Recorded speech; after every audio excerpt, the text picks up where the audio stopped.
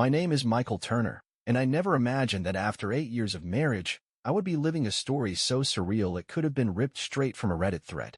I met Emily in college, a bright art student with an infectious laugh and a heart of gold. We married right after graduation, bought our first home together in suburban Ohio, and settled into what many friends called couple goals. I worked as a project manager at a small tech firm. Emily taught art to middle schoolers.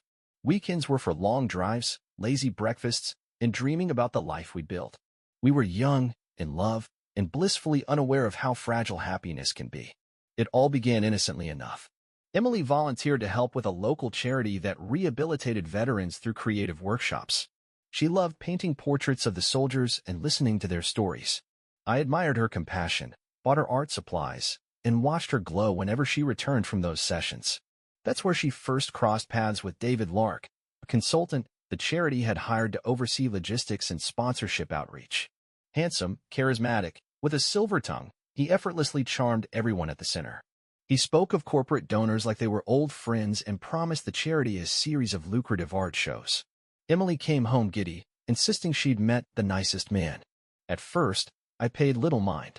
Emily was always meeting new people, hosting art shows, and juggling email threads. But then I noticed small changes. Her phone buzzed late at night. She tucked it under her pillow. She began arriving home later, with lipstick stains she swore were from volunteering. She became vague about her schedule, just running errands, working on a brief for the show, or meeting a potential sponsor. I nodded, convinced she needed space for her passion project. After all, I trusted her completely. One evening, I walked into our bedroom to find Emily's laptop on the nightstand. A message notification glowed on the screen. "Can't wait to see you tonight, David." My heart sank. I asked her about it. She laughed it off. "It's just the coordinator. He's mixing up names." I believed her at first, chalking it up to an innocent mistake. But then I found 2 plane tickets tucked between her sketchbooks, round trip to Chicago for the Art Expo. Emily insisted she had booked them for herself and a friend, but when I asked who that friend was, she grew defensive and changed the subject. With every lie, a seed of doubt planted itself in my mind. I began checking bank statements, small transfers to unfamiliar accounts for art supplies, then larger ones, hundreds of dollars for sponsorship fees. Emily said it was all charity-related. I wanted to believe her. I convinced myself that David's promises of publicity were worth the risk. After all, Emily's dream was to make her art known beyond the confines of our little town. That fragile balance held until I saw her phone screen one morning, a photo of Emily and David, arms wrapped around each other, smiling as if they'd known the camera was just for them. No pity, no professional detachment, just 2 people in love. Love. The word twisted inside me. The Emily I knew wasn't capable of cheating, but here was proof telling me otherwise. I confronted her as tears blurred my vision. Her eyes went cold. She told me to calm down, that I was overreacting. She said David was just a friend and that I was being paranoid. When I pressed further, she turned away. The next weeks were a blur of sleepless nights. I tried talking to Emily, but every conversation ended in her storming out or hanging up. I tried to reach David, only to be told he was in meetings or traveling. The charity insisted he was essential to their next event. No one would admit that something was wrong. I started skipping work so I could tell Emily after her volunteer sessions, but she always surprised me with explanations too rehearsed to doubt. I felt trapped between love and suspicion, uncertain how to face the woman I'd promised to spend my life with. Then one morning, our bank called me about a suspicious withdrawal of $10,000. The account was nearly empty, our savings for a new car and a down payment on a vacation home wiped clean. Emily claimed ignorance, but her trembling lips told me otherwise. She blamed me for being irresponsible with money.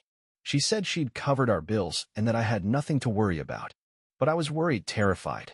The foundations we had built together were cracking, and I could feel the walls tumbling around me. That day, as I sat alone in our living room, half-packed boxes lining the walls, I realized that the betrayal was deeper than an affair. Someone was bleeding us dry, and Emily was at its center. Whether she'd known David's true intentions from the start or had fallen under his spell gradually, I couldn't tell. But she had become an accomplice. My wife, my partner, had become a stranger. I didn't know then how this nightmare would end. I didn't know if I would ever see the person I married again. All I knew was that my life had shifted on its axis and that I was hurtling toward a reckoning that would demand every ounce of strength I possessed. It started with subtle manipulations. After the charity trip to Chicago, Emily came home clutching glossy brochures and photos of David shaking hands with potential donors. She was ecstatic, convinced that their dream exhibition would be covered by mainstream media. I wanted to share her excitement, but I felt unease creeping in. Something about David's promises didn't add up. One evening, as I reviewed our credit card statements, I found entries for event consulting, venue deposit, and marketing materials, all billed to David's firm, Lark and Company. Moreover, every dollar seemed to move from our joint account to his company's. When I asked Emily about the marketing materials, she said they needed custom-printed canvases for the exhibit, costly, but worth it. She said David had negotiated a special rate. Late that night, I hacked into David's public LinkedIn profile, hungry for answers.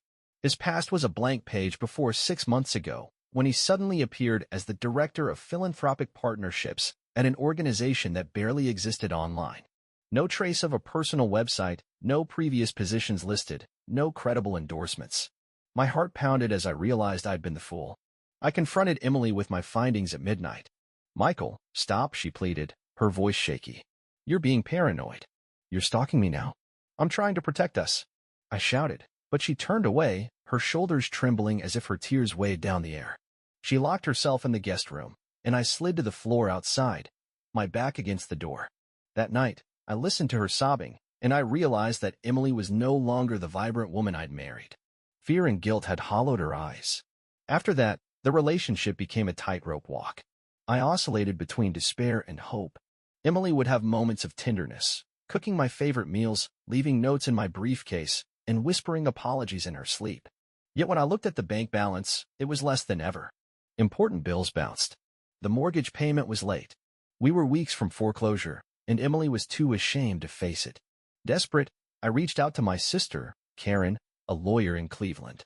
I laid out the situation, the missing money, the affair, the mysterious consulting firm. She agreed to let me stay with her family while she dug into the records. Her preliminary findings were alarming. Lark and Company was a shell corporation registered in David's name. The charity's donations, intended to support veterans, had been funneled through that firm, leaving the charity broke and the veterans' workshops canceled.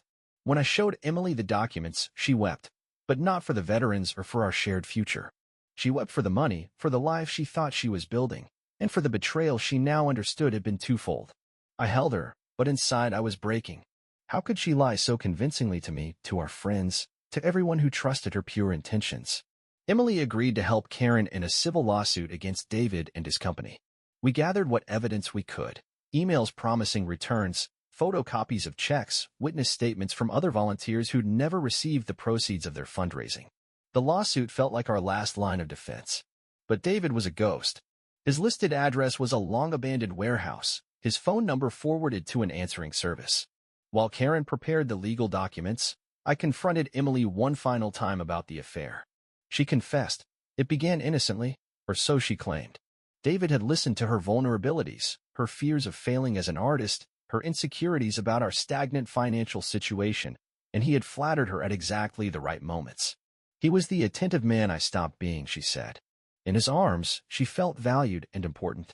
I listened, my world collapsing. All those nights she spent at meetings were secret rendezvous. All the charity expenses were his way of laundering cash through our account. Our home, our car, our savings, everything vanished because Emily looked for validation in the arms of a con man. There was no rage left in me, only a profound sadness. I loved her still, loved the woman she used to be, but I hated the choices she made, how easily she'd slipped from my world into his. I wondered if I could ever forgive her. I wondered if I even wanted to. The court date loomed. I wasn't sure if we'd recover any money, but I held on to the hope that justice would prevail, if only to prove that we had not been fools. Yet every morning I woke with a lump in my throat, dreading the day ahead. Our marriage was hanging by a thread, and I didn't know if it could survive the final blow. The day of the hearing, I arrived at the courthouse with Emily by my side. She looked pale, her hair tied back, so tight it hurt to look at her reflection in the polished marble walls. Karen handed me a folder thick with evidence, transaction logs, affidavits, and an email thread where David promised Emily that he would take care of everything. As the judge entered, I realized this wasn't just about money. It was about betrayal, trust, and the life Emily and I had built together. I took a deep breath and prepared to testify. Emily went first. Her voice quivered as she recounted how she met David, how he promised to elevate her art career, and how she'd never imagined he'd use her to steal from her own charity. She spoke of her shame, the guilt that kept her awake at night, and her desire to make amends. The judge's expression softened, but I could see skepticism in his eyes.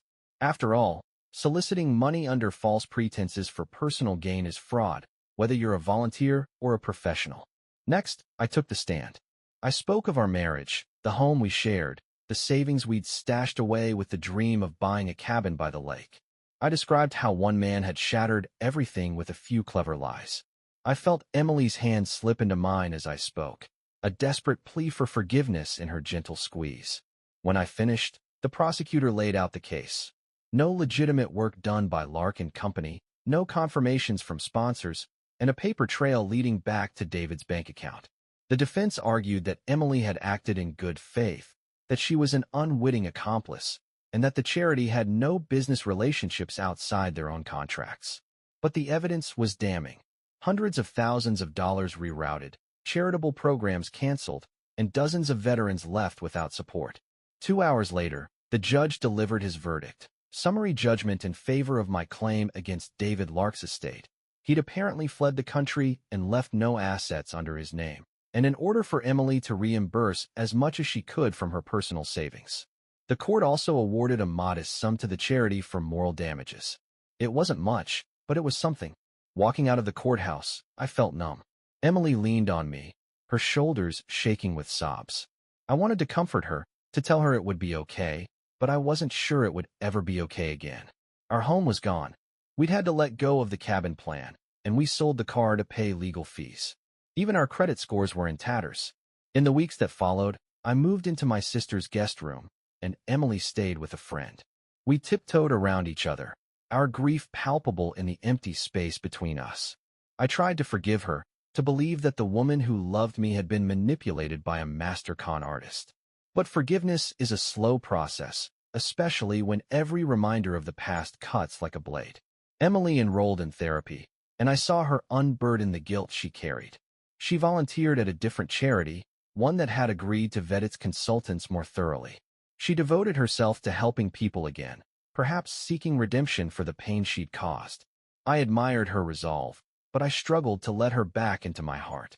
Meanwhile, I focused on rebuilding my life.